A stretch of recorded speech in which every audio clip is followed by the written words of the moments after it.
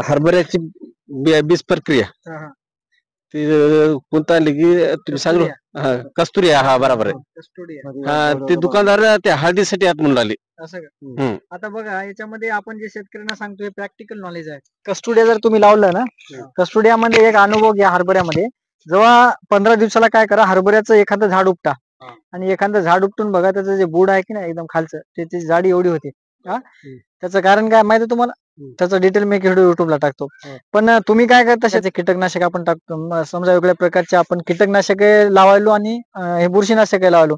काही काही शेतकरी ट्रायकोडर्मा घेतात आणि रासायनिक बुरशीनाशके घेतात आणि जैविक घेतात. ते दोन्ही एका जागी काम नाही करत.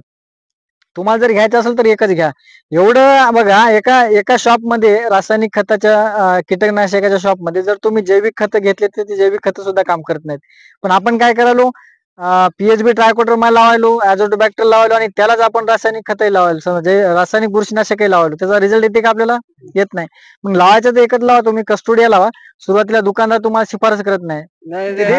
हा, देईन झालं ना, पण त्याचा रिझल्ट पहा ना तुम्ही. आता समोर येणाऱ्या काळात तुम्हाला लक्षात लावलं आता याने हे केलं, पण मला दिलंच नाही त्यानं. दिलं नाही का? डबा बराच महाग आहे मध्ये. एवढा डबाच किती नाही, होता की आमच्या मुलांना आणला? हरभरा 900 का 1000 रुपयाला नाही, आणला. हरभऱ्यामध्ये कसं आहे, मेन बुरशीनाशक आहे. हरभरा पीक नाजूक आहे, याच्यामध्ये पाऊस आला, ढगाळ वातावरण, यावर्षी कंटिन्यू पाऊस झाल्यामुळे हरभऱ्यामध्ये बुरशी जास्त येईल. त्याच्यामुळे आपल्याला यावर्षी फक्त कीटकनाशक आणि बुरशीनाशक हे दोनच वापरायचे. कीटकनाशक कोणतं फवारावं? कीटकनाशक मध्ये केम आहे, एकदम स्वस्तवाला घ्यायचं. आणि बुरशीनाशकामध्ये साप आहे, ब्लू कॉपर आहे, कस्टोडिया. लेच जर झालं तर कस्टोडिया शेवटी.